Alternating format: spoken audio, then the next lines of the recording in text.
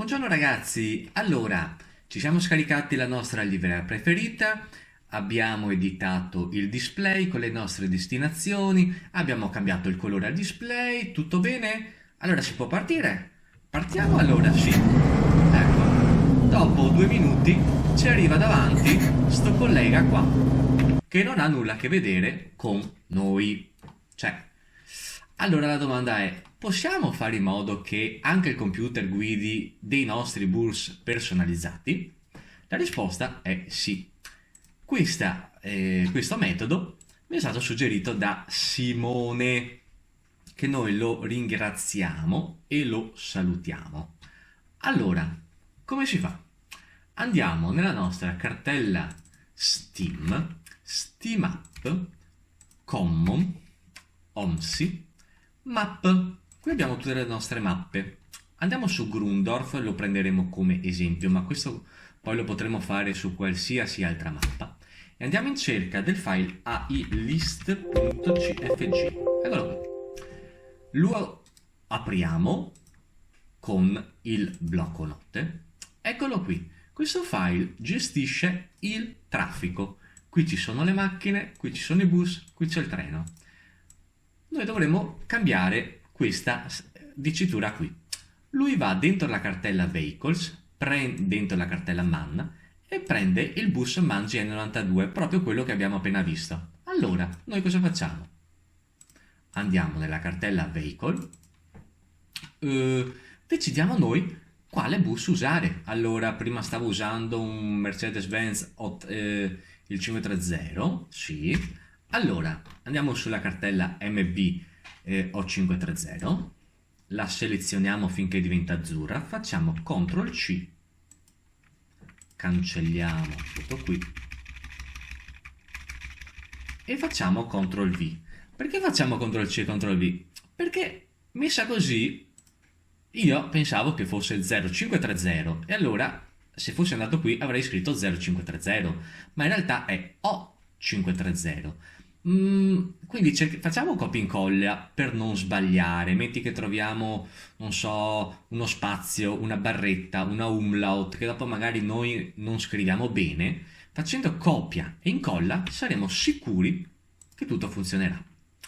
Quindi mettiamo una barra, entriamo dentro la cartella 0530. Qual è il bus che noi vogliamo? Era il tre porte. Bene, lo selezioniamo tutto, quindi CTRL C, CTRL V. Bene, abbiamo preso il bus, ma dentro questo bus ci sono tantissime repaint, quindi come facciamo a dirgli di prendergli quello della CTV nel nostro caso? Allora apriamo il file CTI, perdonatemi, della CTV. In questo caso il repaint si chiamerà ACTV. Dovete prendere questo nome che è tra i due asterischi. Quindi anche qui CTRL C, andiamo sulla list, ci posizioniamo qui, facciamo Tab, il tasto Tab è quello a sinistra della lettera Q, e facciamo CTRL V. La stessa cosa, ci mettiamo qui, Tab, CTRL V. Benissimo. Operazione salvata. Grundorf è l'unica mappa che non mette le skin, infatti usa quelle di default. Se noi dopo andiamo ad aprire qualsiasi altra mappa, vedrete che questa qui è la linea della mappa, questo è la dicitura della targa e questa sarà la skin. Bene, abbiamo salvato, andiamo su OMS a vedere se tutto è funzionante.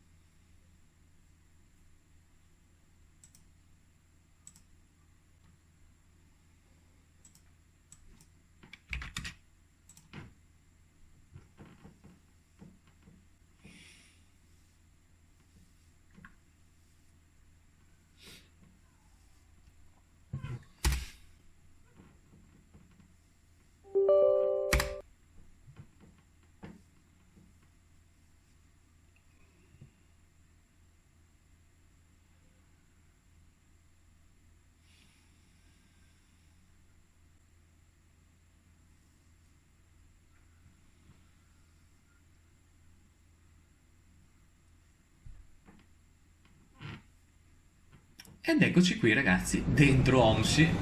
Chi è appena spuntato? Lui. Proprio lui ragazzi. E quindi questo sarà il bus che verrà guidato dalla CPU. Missione completata. Andiamo per curiosità a vedere qualche altra mappa, se quello che ho detto era vero. Apriamo per esempio Gladbeck, sempre a ilist.cfg.